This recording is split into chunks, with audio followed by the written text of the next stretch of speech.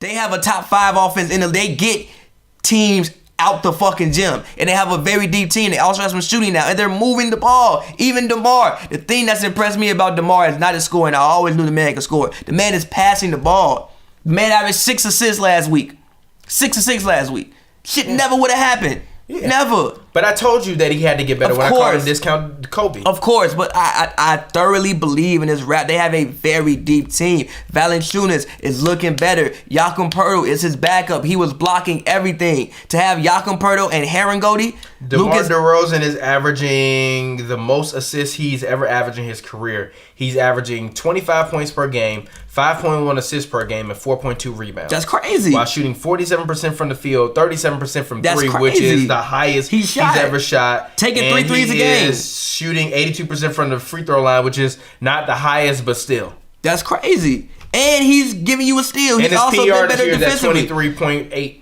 And he's only playing 34 minutes a night, which is the lowest he's played since his second year. Again. Dwayne Casey said he sat down with Lowry and DeMar and was like, yo, I want to make sure I keep you guys fresh. It might mean you guys might play less minutes. Lowry, you might not make an all-star team, but we want to make sure that you guys are fresh come April, and also that our guys also have some experience. Like, again, look at their bench. Pascal Siakam, CJ Miles, Norman Powell is coming off the bench. Jakob Poeltl was coming off the bench. Lucas Herangodi, the man giving you a block in 10 minutes, he coming off the bench. Van Vliet, who went insane on IT in that Cavs game, he's coming off the bench. They actually really like Van Vliet. I do too. Van Vliet he's is a great his first year. So he's a rookie. And I ain't even mentioned Deleon Wright. Yes, they have a very deep team. And Deleon Wright this year is shooting 50% from the field, 33% from the three. The only problem with the Raptors, right, and this is my only problem with them, is that they've been getting off to hot shooting streaks, right? But do you know that there is only one person on their team right now that is currently shooting above 50% shooting above 40% from the 3-point range?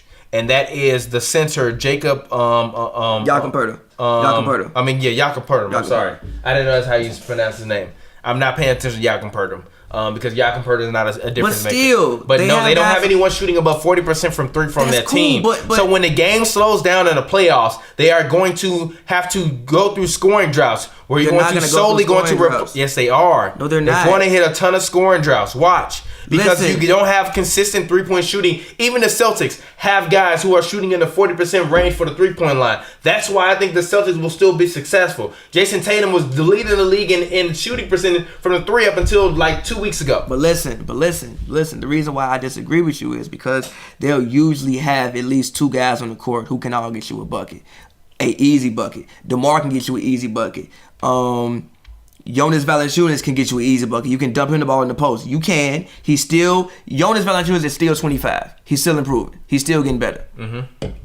Over these past 10 games, he's looked better. Again, since he turned goddamn Thon Maker into food in that third quarter, absolutely destroyed Thon Maker. For my opinion on Thon Maker, I really thought he was going to take a step. He didn't. I'm sorry.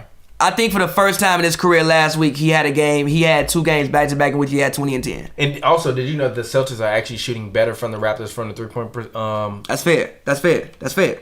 But, again, they have him. He can get also averaging 2 more free throws a game. Jakob Poeltl, also, he can pose. Jakob Poeltl is a really nice young player again. I think he's going to get Valanciunas the fuck out of here one day. But Jakob Poeltl is nice. He can always get you a bucket. Lowry can always get you a bucket. DeRozan can always get you a bucket. You'll always have 2 people on the court who can get you an easy bucket even when the game slows down, which is why, bro, I believe in this Raptors team. You think DeMar had to average 30. No, he's not. DeMar can average 25 and still win most series. He only averaged 22 last year, and they lost. And he's not going to average. Had LeBron James, and he averaged 22 because everything was Lowry, DeRozan, a bust. And in the playoffs, you can't just fucking ISO all game. That's why he shot terribly. You can't just ISO all game in the playoffs. Nobody's going to let you do that. This year, you got too many people coming out here who can. You don't know who's going to score on this court. You have no idea. Look, like literally everybody who plays averages. The only person who doesn't average a point is Bruno Coble, whatever his name is, and he played 2 games. Everybody who plays consistent minutes scores. You don't know they have 1, 2, 3, 4, basically 5 people averaging double digits because CJ Miles averages 9.9. They basically have 5 people in double digits. You don't know who's gonna score.